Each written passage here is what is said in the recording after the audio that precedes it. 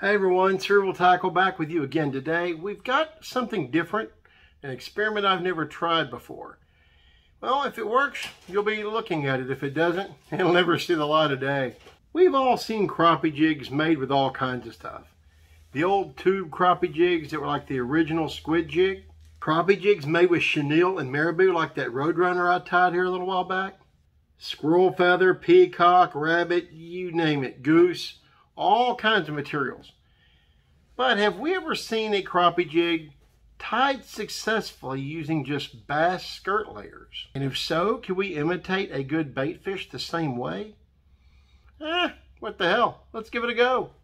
Now the first thing we're going to do is we're going to get our skirt layers together. First I have this purple barb with a bit of blue pearl sheen to it. That's going to be our back. Our kind of dark mid layer there is going to be a blue shad, which is this kind of smoke with a bit of blue sheen to it and gray barbed. Then for kind of our sides, we're going to have two itty-bitty little strands of chartreuse. And then a pearl blue shimmer for the belly. And what we're going to be tying is kind of a crappie version of a thread fin shad. So now that we have our skirt layers nice and stacked here, we're going to run them through my nice little tool here, my little skirt banding tool.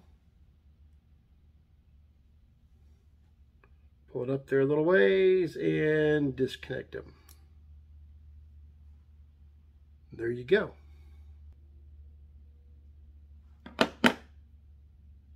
Now the jig head we're going to be doing today is a bit different than what I would normally do. Mainly because I don't have what I would normally use for this on hand. We're going to be using a nice little 1/16 of an ounce ball head sickle hook here. Now I'm hoping that if I want to add like a little trailer bait onto it, like a little baby shad or something along those lines later, I can, keeping that barb on there, but we'll just have to see. Now we've seen these jigs done a lot before using, well, not this particular style jig, but we've seen crappie jigs done with silicone material like as legs, little spider legs and whatnot for crappie jigs and panfish jigs. But we've never seen them done, or at least I haven't seen them done, as the whole body of the jig. Kind of like a miniature bass jig or miniature swim jig, something of those lines, right? But all we can do is try and see. The first thing I'm going to do is I'm going to lay down a nice little thread base. That's not only to help keep everything from sliding around, but I'm also wanting to do it in order to lay a foundation for my glue to stick to. Now, I realized in previous videos that part of the reason why my whip finishing was so janky was I was doing it backwards. So we're going to try something different this time. We're going to do the old over and under here on my whip finisher.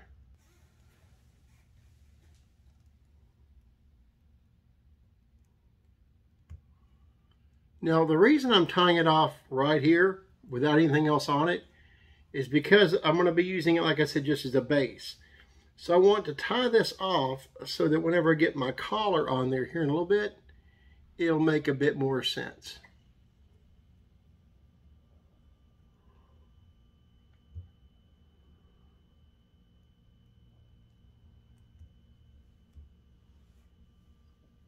Now we're going to pull that tight there. Now I know this probably looks like just a goofy operation, but you know, we're going to try it. Checking, making sure all of our strands are right. Okay.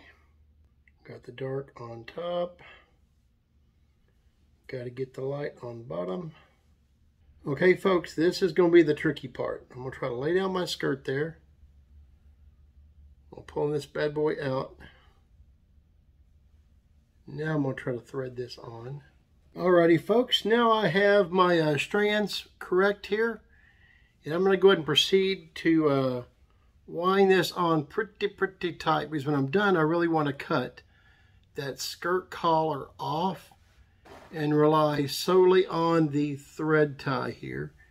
So I'm going to wrap a couple of loose ones around to kind of make sure I have it positioned correctly and that it won't, hopefully won't spin.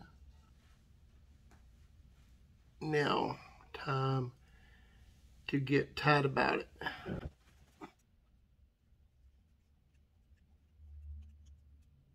Okay, what I think I'm going to do next is I think I'm going to remove it from the vise, let it fall, the skirt where I want it to be, trim it, then put it back in the vise because it should make the whip finish a little easier to do. Okay folks, I've trimmed a little bit of the skirt. Now we're going to try to do our whip finish. But I'm going to go ahead and come in from the tail end here, since it sticks out a little bit better, and maybe I can get more room to work with my whip finish. We'll see. Again, the whip finish, if you haven't seen my other videos and don't know much about tying, whip finish is basically a series of half-hitch loops to tie your bait here.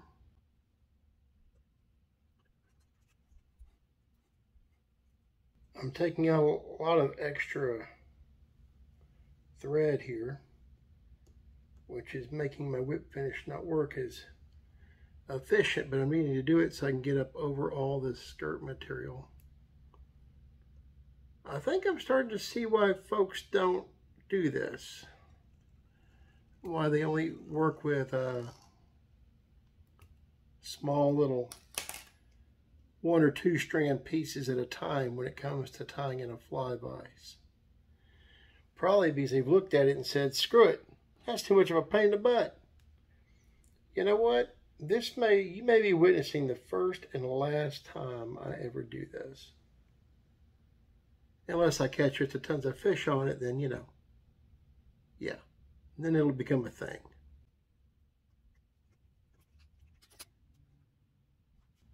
I'm going to do one more for safekeeping, just because I want a little bit more confidence that all this work is not going to go for naught, and that this thing's going to spin on me or come untied.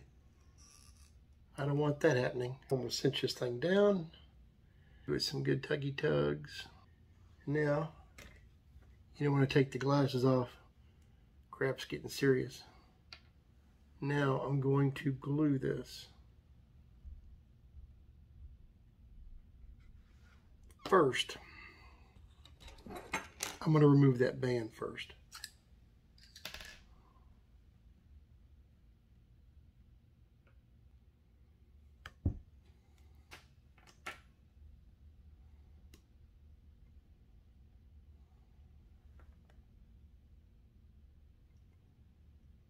Okay, now let's dab a bit of glue there.